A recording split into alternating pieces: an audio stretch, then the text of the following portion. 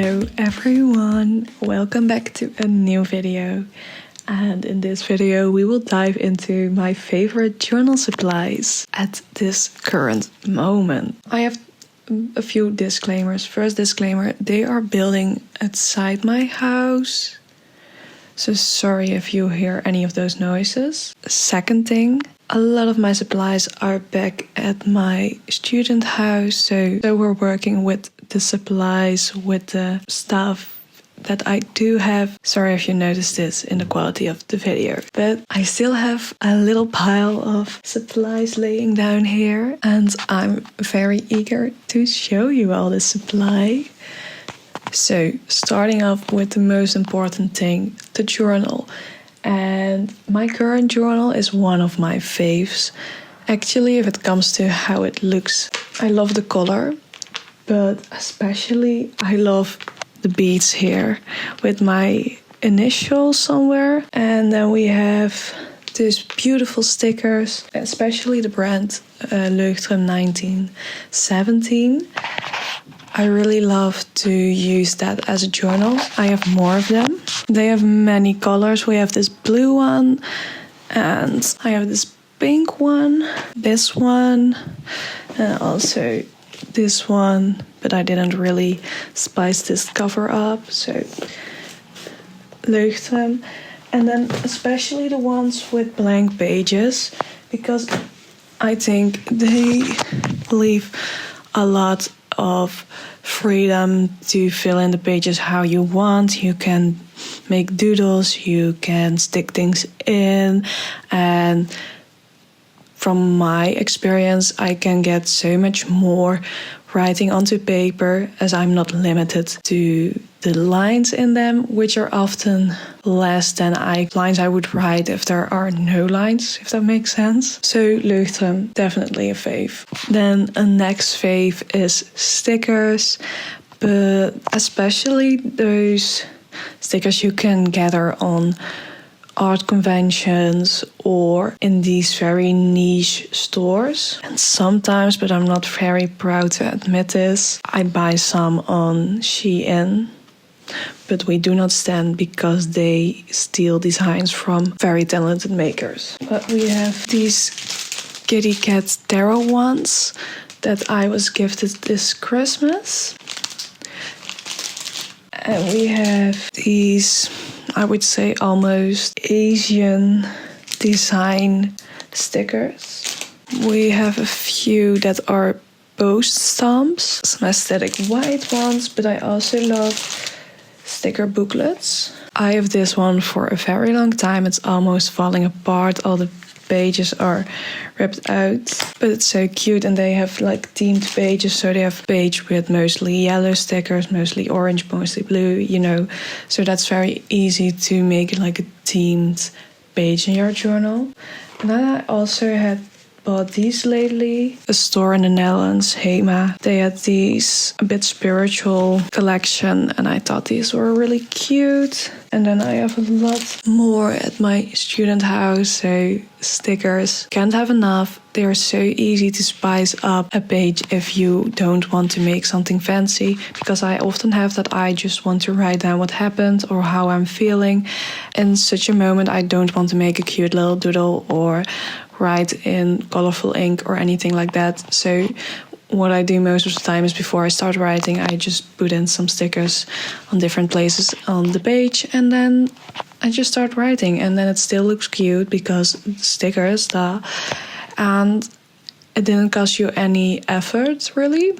So stickers. Then a very current favorite is gel pens, but these are scented pens, and I forgot these existed until my cousin gifted me these, I think in March. I love the colors, by the way. I love how smooth they write. They are from the same store, Hema, but I know that scented pens, that's something you can get in so many drugstores. Fun part is that your page smells after writing, and I know that isn't for forever, but it's fun for just a moment, and also fun for while you're writing, because the smell. I love good smelling.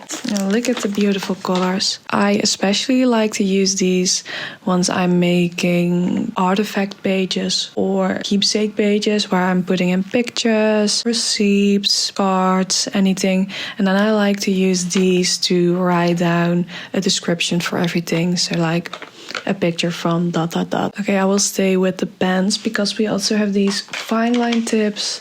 The pigment liners from Staedtler. They are great. They are so great.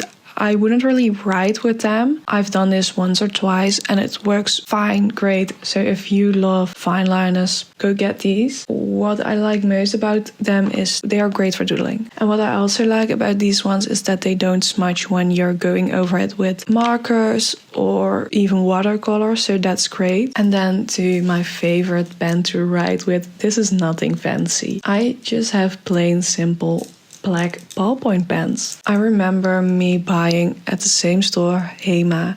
So if you're ever in the Netherlands or in Belgium, I know they have these stores in Belgium as well. Visit the store, they have cute stationery.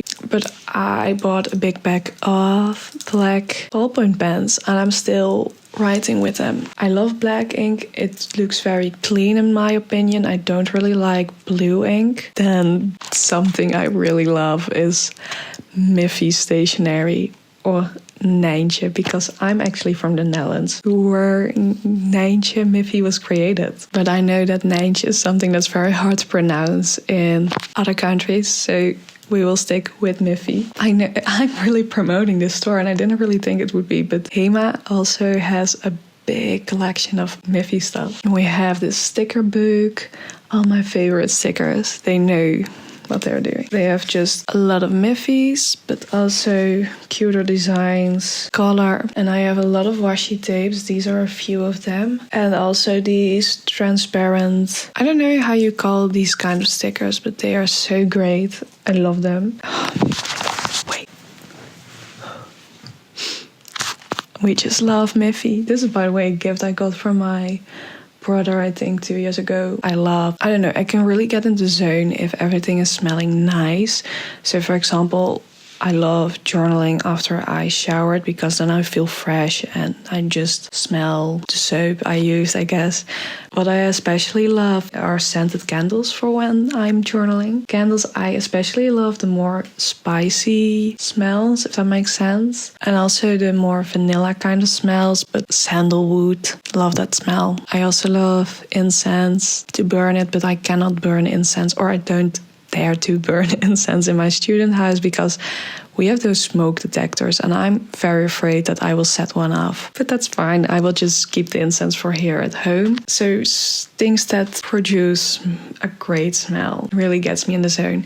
And the other thing that gets me in the zone is music. I think it's very hard to find music that keeps you focused during journaling, and I know that there are a lot of playlists for journaling out there on YouTube as well as on Spotify, but my personal favorite is the music from Meditation Moments. Meditation Moments is an app from a Dutch creator that has a variety of meditations on it. It's very similar to Headspace.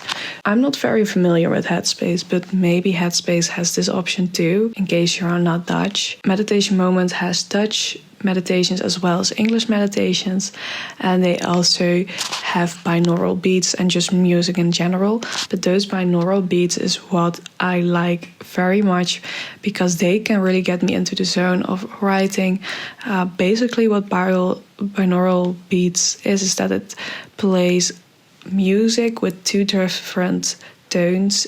It works best with headphones, by the way. Two different tones in both ears, but very rhythmic. It sounds like music, very relaxing music. These tones are different frequencies, but the frequencies are very close to each other. So what happens in the brain is that your brain creates a different tone that's just in between those tones that you're hearing in your ears. And in order to do this, your brain has to create a certain brain wave. That's the whole point of binaural beats, creating this brain wave, because they can choose the tones so that the brain wave correlates with a certain emotion. So the brain wave that you have when you're happy, or the brain wave that you have when you're focusing, or when you're getting to sleep. But I choose mostly binaural beats to focus, and I'm just going to write and I completely get into the zone. I hope my explanation was clear because this is very technical, but if it isn't clear, I would just search on the internet binaural beats and I'm sure that there is a more logic explanation. And then we go to the more spiritual favorites I have, because journaling is, in my opinion, also a spiritual practice, and I love to combine it with more spiritual practices such as tarot readings. So first favorite is Biddy Tarot, which is a website, and I think this is great for getting a very detailed description of the card that you pulled. It's great for learning about tarot, but it's also great for reflecting, reading what the card means and highlighting sentences, writing them down in your journal, reflecting up on these. I would really recommend it. So detailed and great for if you're a beginner and want to get into tarot, but also great for when you are, I would say, an established reader,